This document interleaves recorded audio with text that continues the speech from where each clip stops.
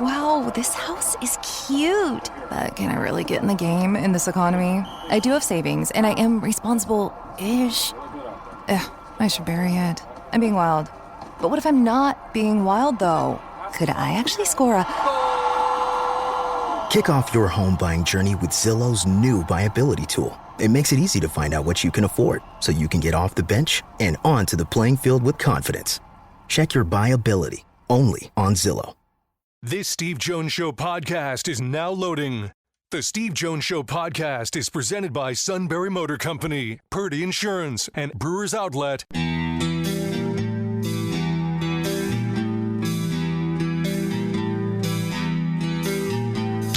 Bringing you an in-depth look at Penn State sports and more. This is the Steve Jones Show on News Radio 1070 WKOK. The Steve Jones Show is presented by Sunbury Motor Company, Purdy Insurance, and Brewers Outlet. Now from the Sunbury Motor Studio, here's Steve Jones. And happy Monday to you. Great to be with you. And it's going to get warm. So, this half hour brought to you by Sunbury Motors, 4th Street in Sunbury. Sunbury Motors, Kia, routes 11 and 15, Hummels Wharf, and online at sunburymotors.com. Ford, Kia, Hyundai, best in new inventory. Great pre-owned inventory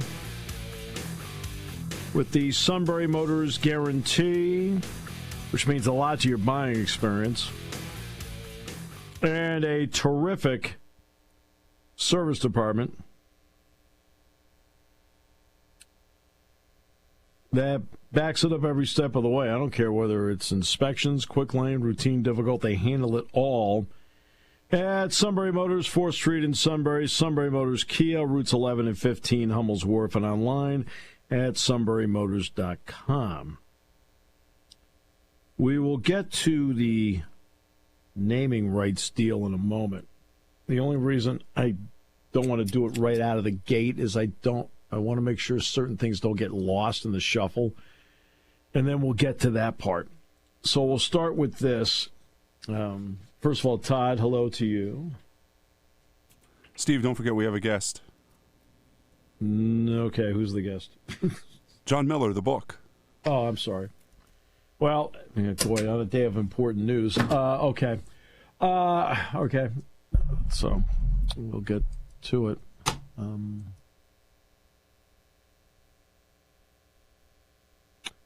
John, how are you today? Great to have you with us. Hey, good afternoon. I'm just great. How are you? Hi from Pittsburgh. John, I want to. It's interesting. I watched. I didn't get to the games. I was on the road.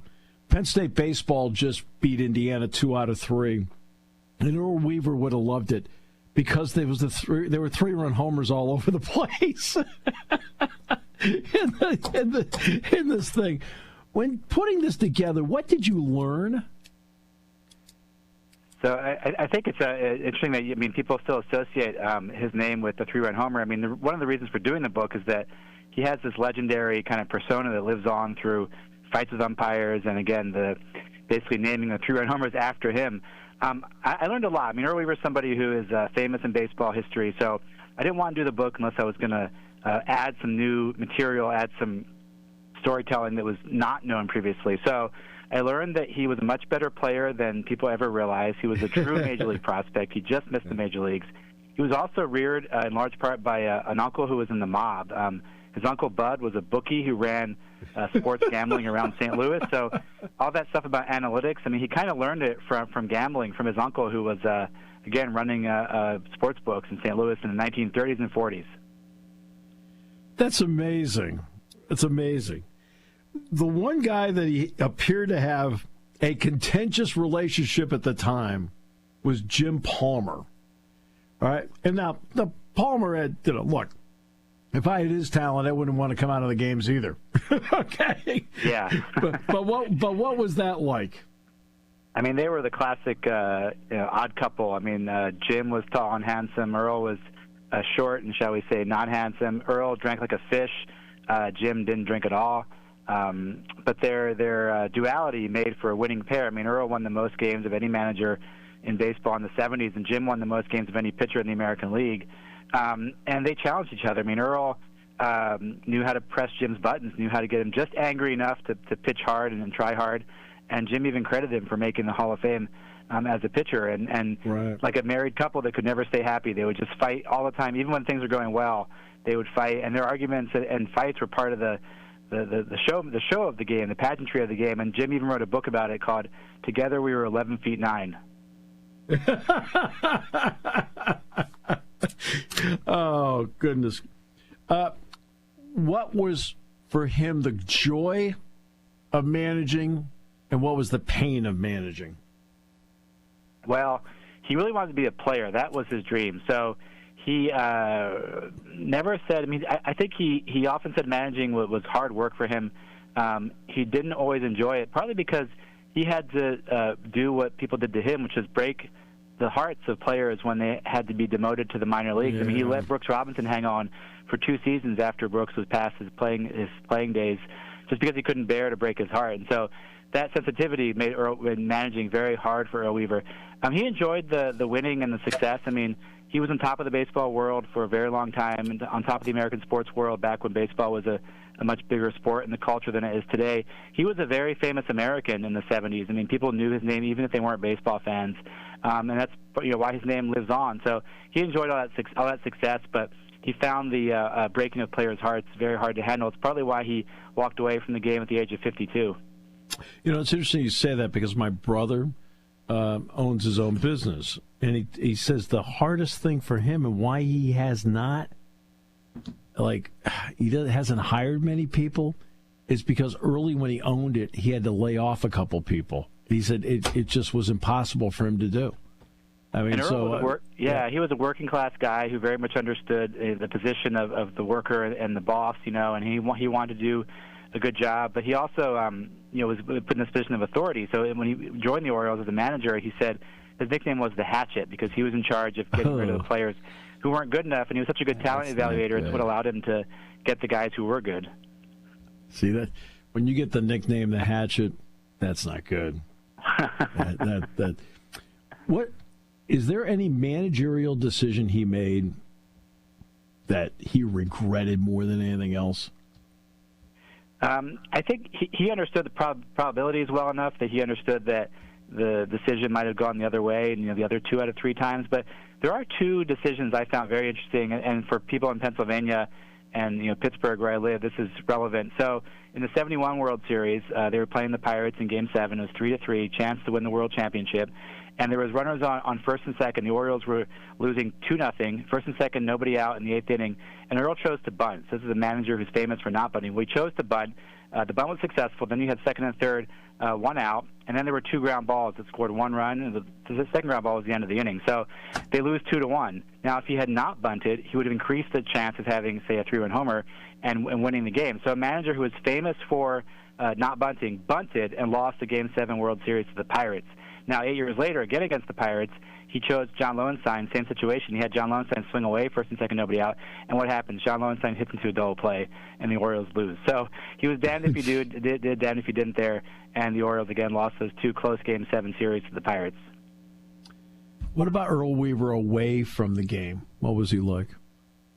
Well, I don't think he was a very easy person to be with. He was married twice.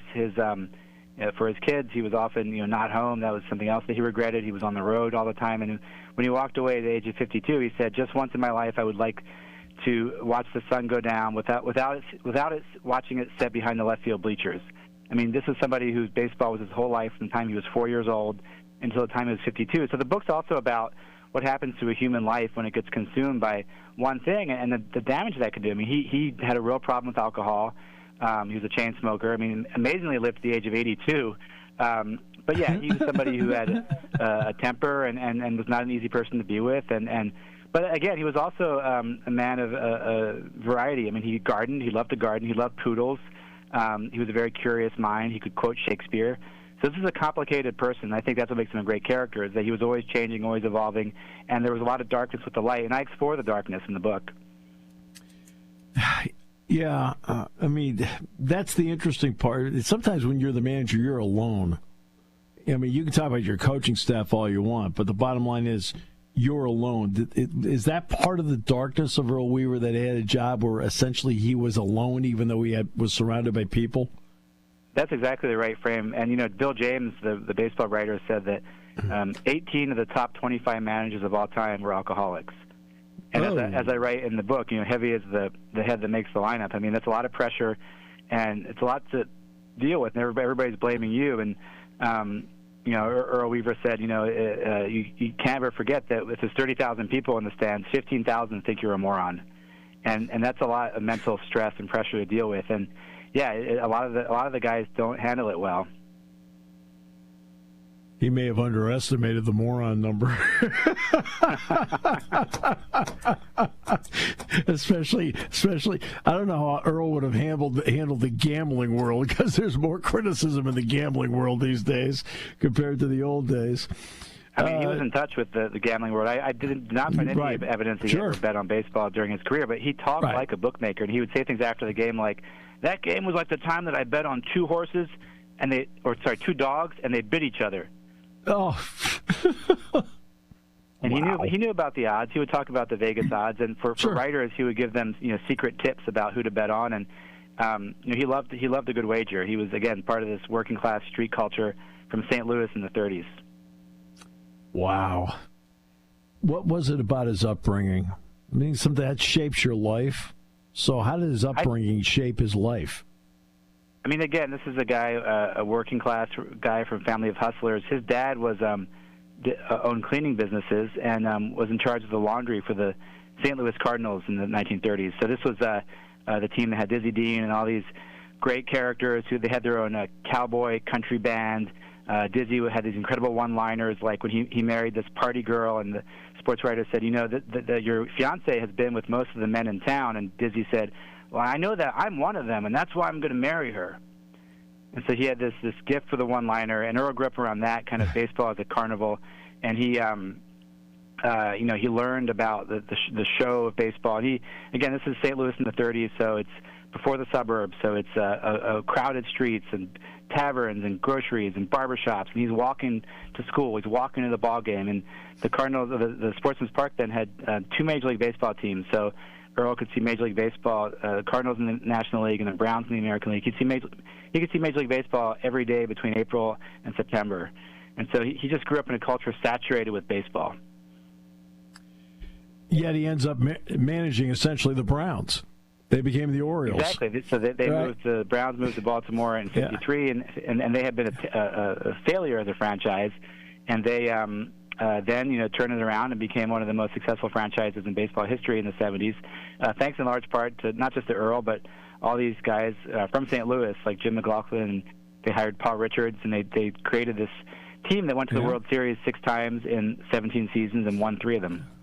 Let me ask you about 1969. 1969, the Orioles aren't good. They're great, and they don't have Pat Dobson yet, but they've got McNally, they've got Palmer, they've got Mike Cuellar, they've got Frank and Brooks Robinson, and they play the Mets, and won the first game. Beat Seaver in the first game 4-1 in Baltimore. Don Buford, I think, led off with a homer in the bottom of the first inning, and it set the tone for the whole thing. And then they lost it. What did Earl ever say about that, and did it affect him in any way? Because obviously they came back the next year and won it. Yeah, I mean, this is a guy who was in the Bush Leagues for 20 years before that, so he was pretty happy to be there. And, again, he had a good enough understanding of the probabilities involved in baseball to know that losing a 7-game series is a lot of luck, and a lot of, if you lose, it's a lot of bad luck. And he also, he coined one of the greatest sayings in baseball history. I saw it when I was at the Hall of Fame doing my research for this book, and he said, this is not like football where you can just run out the clock. You have to give the other man his chance. And he said that after the 5th game the Orioles lost, and it's this level of philosophical wisdom that's still being quoted in the 21st century. And so, again, he had the big picture perspective of knowing that sometimes the odds don't go your way. Yeah, it was also what happened. And the word historic is overused today and misused in some ways, but the Mets winning was historic. It was. Who the heck? The Cubs had to feel awful because the Cubs had a 9-game lead in August. I'm sorry. You know? And they ended up winning the doggone thing. In retirement, did he mellow in retirement? Because he spent 29 years in retirement. Did he mellow? Not so much. I mean, in Baltimore, people got used to him coming to the banquets and drinking 3 whiskey sours and getting up on stage and delivering a pitch perfect presentation, and then coming back off the stage and being a little messy. So he did kind of wear it as welcome a little bit in Baltimore. But he also had he mellowed. He reconciled with his son Mike, who had been through a rough time, and like all of us, he was a complicated guy, and there was some brightness towards the end. But yeah, there was also a lot of kind of old man crankiness, and he never really kicked the drinking. Oh my goodness!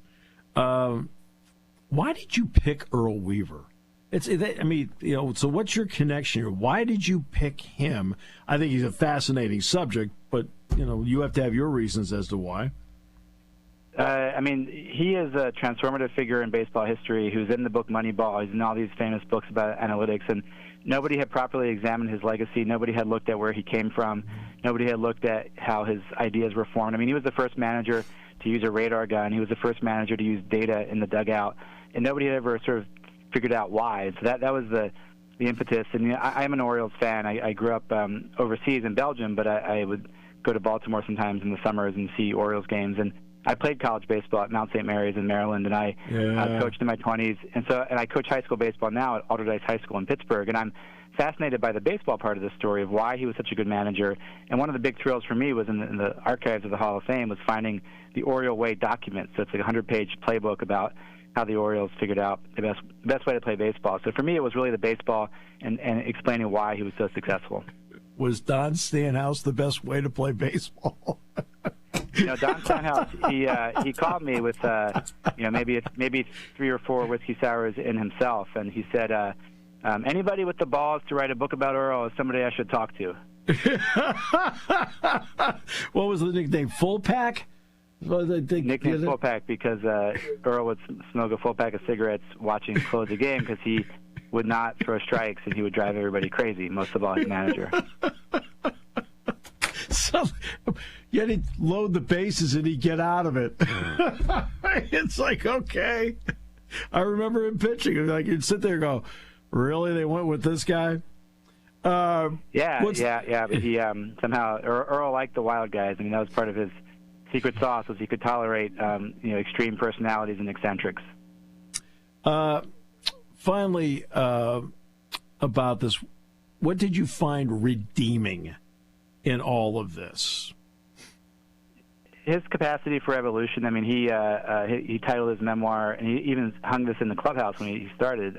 It's what you learn after you know it all that counts. And there was a capacity he had for all his messiness. I mean, he grew up for example, in a very racially charged environment in St. Louis, and used racial slurs. And when he got to the major leagues, one of the first things he did was promote a black player, Don Buford, and he helped Frank Robinson become baseball's first black manager. And in his book, he even says, I evolved. Like I grew up with these beliefs that other people were inferior. When I got to the major leagues, I realized that people are just people, and so he had this capacity to change. When women arrived in the clubhouse as reporters, he didn't handle it well at all. And again, he evolved. He bunted a lot his first few years of his career, and towards the end, embraced the 3-run homer. So he was always like reassessing things and changing. And I think that's a very redeeming quality. Redeeming qualities always have the ability to say to yourself, okay, quote, what's best practice? And it sounds to me like Earl Weaver figured out through life what best practice was. And not from imitating other people always either. He dared to do things like when the radar gun came along, he was the first manager to raise his hand and say, "Oh yeah, sure, I'll use that." Yeah. Well, it turned out everybody started copying him. That's right. Yeah. That's what they did. They copied him. So where can we get this book? Books available since last Tuesday. at your local bookstore. Try to support local bookstores. Otherwise, bookshop.org or Amazon have it. All the big sellers. The audiobook is fantastic with an actor named Johnny Heller. Love the audiobook. It's available on Spotify too. You can get it on Spotify. So it's a mainstream book, so you can find it anywhere pretty much. Yeah, some driving distances, audiobooks are great. So, with all due respect. All right. Hey, did you read it? Yeah. It may have been the audiobook, but I read it. Hey, John, thanks so much for your time. Sounds like a great, great piece of work on a fascinating topic. Thanks, guys. Appreciate it. You bet. Come back. More in a moment here on News Radio 1070 WKOK, brought to you by Sunbury Motors. Party time game. Halliday presents, in the red corner, the undisputed, undefeated Weed Whacker Guy. Champion of hurling grass and pollen everywhere. And in the blue corner, the challenger, extra strength Halliday. Eye drops that work all day to prevent the release of histamines that cause itchy allergy eyes. And the winner by knockout is Halliday. Halliday, bring it on. Game time or just fun time. Doesn't matter what time it is because it's Brewers Outlet time. The beverage supermarket has the area's largest beer selection. Imports, microbrews, ciders, and domestics. Pick from over 100 ice-cold 12-packs and dozens of 24-ounce singles. Soda, snacks, hot sauces, fresh roasted peanuts. Make it one-stop party shopping, and don't forget the pickle bar. So whatever you're celebrating or just doing it up, Brewers Outlet, Reagan Street, Sunbury wants to see you. And thank you for your years of patronage. Hi, this is Season. For over 100 years, the Purdy Insurance Agency has been protecting families and businesses of the greater Susquehanna Valley and beyond. With the experience of our trained and knowledgeable staff, you can rest assured that your needs will be evaluated and met by some of the industry's best representatives. No matter what your insurance needs are, call Purdy Insurance today at 570-286-5855. Visit our website at purdyinsurance.com or check us out on Facebook to see what we can do for you.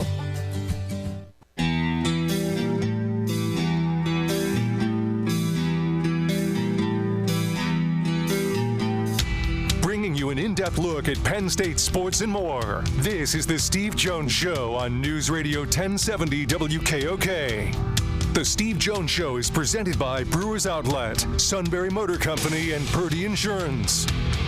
Now, from the Sunbury Motor Studio, here's Steve Jones. Purdy Insurance this half hour. Market Street in Sunbury. Go to purdyinsurance.com. Auto, home, light, business, boat, motorcycle, RV. You know what? I've had the privilege of meeting the Purdy people years and years. They're just great people who also happen to be great pros. That's why customer service means everything to them, and they've got people who believe in it because they're just good people. And they'll make sure that you're fully insured and do everything they can to save you money. It's all at Purdy Insurance, Market Street in Sunbury. Go to purdyinsurance.com.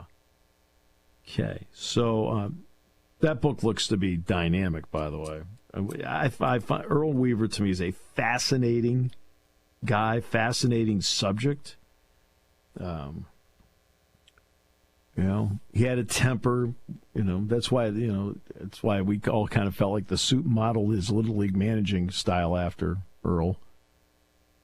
You've never seen that, have you, Todd? It's just a lot of screaming. Explains why he tries to kick the carpet every time he hollers at me.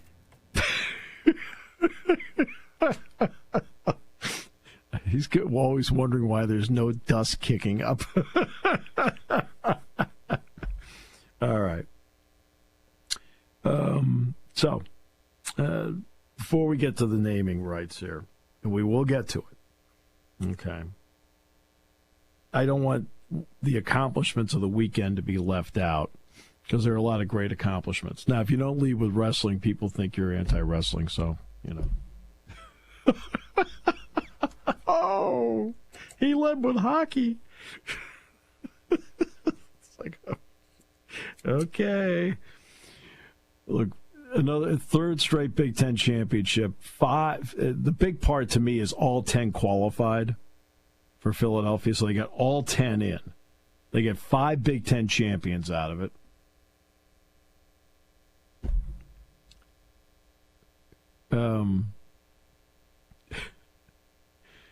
I love the wrestling part of it with Gable Steveson.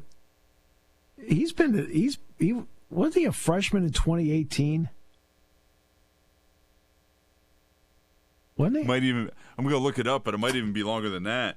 I was like, holy mackerel! It's like there are guys in the Olympics that are younger. It's like, jeez. But he won it at 285. Who's obviously a great wrestler. But yikey, crikey. That's just one great performance after another. I'll say this, Caliendo gave Messenbrink a pretty good run. Messenbrink has dominated everybody with that go style, and this guy did everything. He countered everything, and it had a little go in himself. The other interesting part is Iowa did not have a Big Ten champion in the weekend. But Messenbrink was also if I recall correctly, Messenbrink was actually the first number 1 seed to win a championship yesterday. Like, got to 165, finally got one. Yeah, it tells you how deep it is and how hard it is to do. Gable Stevenson's freshman year was 2018, 2019. It's like, what the heck? What are we doing here? I realize between red shirts, COVID, and Olympic year, you're allowed to, right? Because he's had 2 of them in a short period of time, 21 and 24. Well, he went into professional wrestling for 2 years. Ay. Welcome back. and a year in the Bills practice, he went to training camp with the Bills last year too, didn't he? I think so, yeah. Like, oh boy. But he won the Big Ten title, and Greg will get another shot at him in all likelihood in Philadelphia, and we'll see how that goes. It's now you know what you're up against. Cassar beat him. Anthony Cassar beat Stevenson. So yeah, 5 titles individually, team title, again, 3rd straight year. Now they go for the national title, and they're going to rack up a ton of points. They're going to be great. Hockey. Women's ice hockey team won the AHA over the weekend. They're in the NCAAs. What the men's ice hockey team continues to do is just remarkable. Because how they have played down the stretch, we refer to them as the hottest team in men's hockey out there right now. So they go in 14 pairwise. And as I said to Brian Tripp on the show, isn't it better that they're actually playing this opening round, this quarterfinal round at Michigan because of what it can do for pairwise? He said, absolutely. Well, they won in overtime. Gets the hat trick. The game winner was magician-like in overtime. And we're at breakfast in Wisconsin on Saturday morning. And I said to the people at the table, because the topic came up, I said, you know what? I said, if I'm Michigan, I'm worried. Because Sergeyev did not have a great game last night. It's Friday night. Didn't have a great game last night. I said, and Penn State won. I said, he's not going to have 2 nights in a row like that. And he didn't. He was great. They won 5-2. And now they're going to face Ohio State. It doesn't matter what they do in that. Now you're playing for seeding. They're way into the NCAA tournament. And they're a fun team to watch. All right. This is then the men's lacrosse team comes all the way back from when it seems like they've got no chance and wins in overtime 13-12. Like, I'm talking way behind and won 13-12. Then there's the baseball team. Opening series of the weekend with Indiana. Mike Gambino was on the coach's show on Thursday night. And I talked to him, I asked several questions about Paxton Kling, the center fielder, and what he's just meant to what they do in the field, what he does at the plate, what kind of guy he is in the clubhouse. He goes out, hits a grand slam on Friday. They win the first game, end up with a split on Friday, then won yesterday 10-6. They scored a boatload of runs, and they took 2 out of 3 from Indiana, and now they're 11-2 on the year, 2-1 in the Big Ten.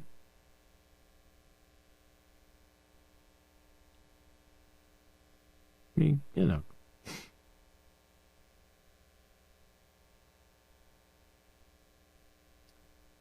So, I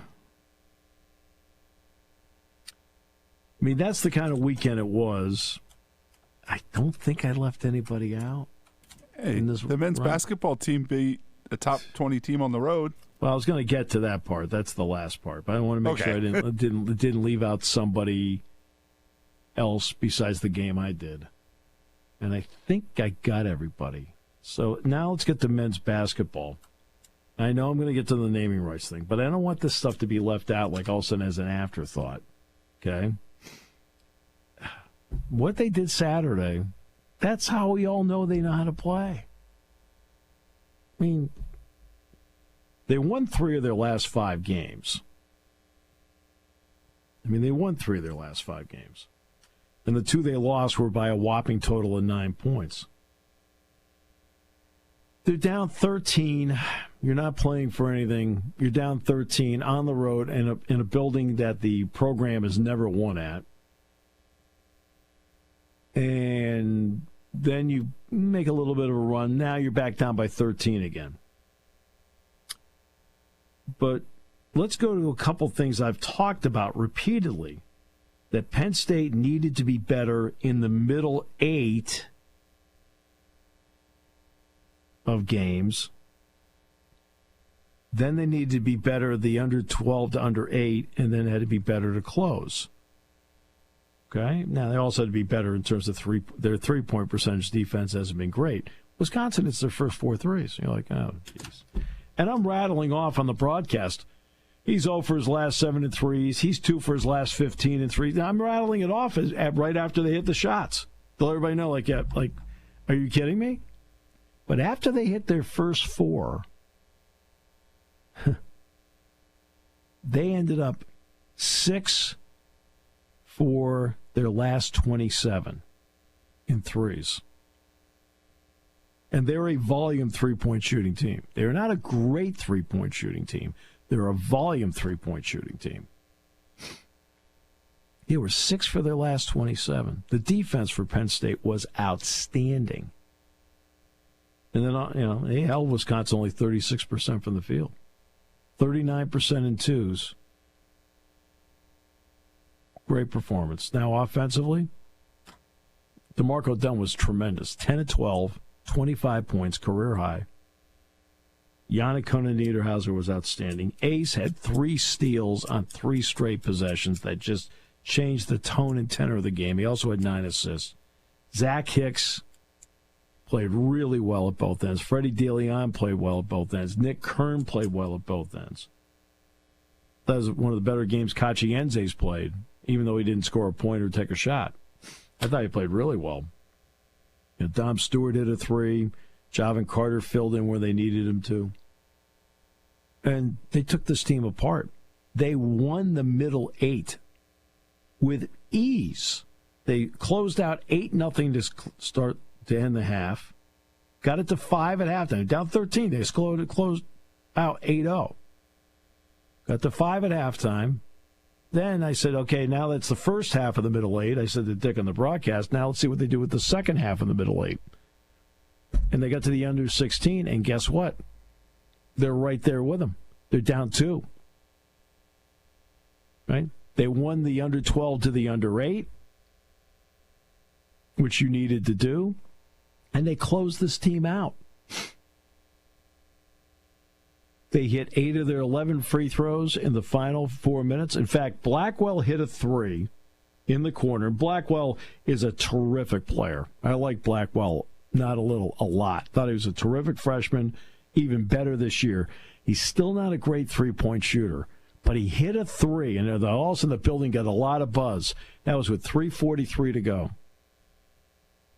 That's the last basket that Wisconsin scored.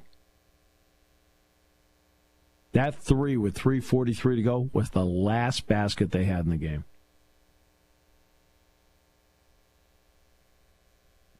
And that's how we all know that's how they can play. That's how good they can be.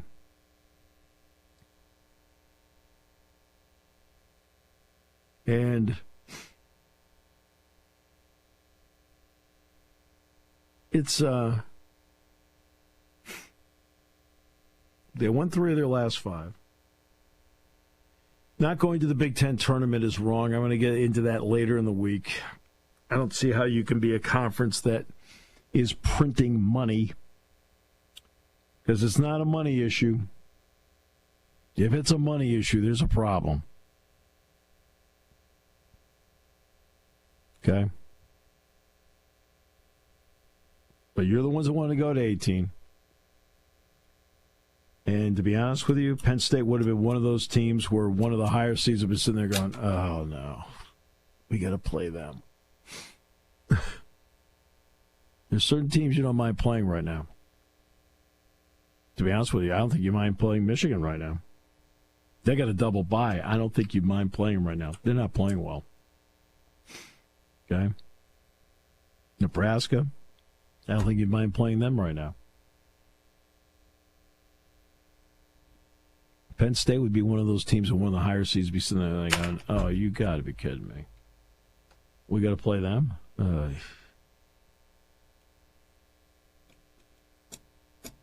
So, there you go. So, what I'm going to do is this. There will be a point probably tomorrow where I'm going to go out and hit some golf balls. It's going to be a nice day. Now, whether I can get out in the course and play a little bit, at the very least, I'll go to the driving range. I'm going to take a picture of a flag stick. And we have these group texts among the Big Ten announcers. And I'm going to get on the group text and I'm going to send the picture. I said, while you guys are toiling away in Indianapolis, some of us are enjoying the weather.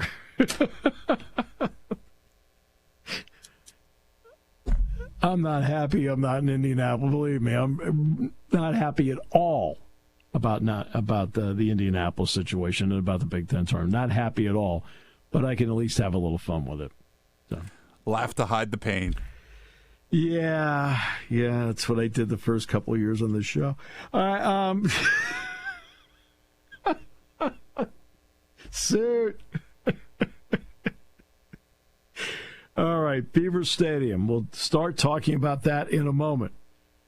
Or should I say West Shore Home Field at Beaver Stadium. We'll talk about that in a moment because Pat told me, he said, when this thing was coming together, I thought about you.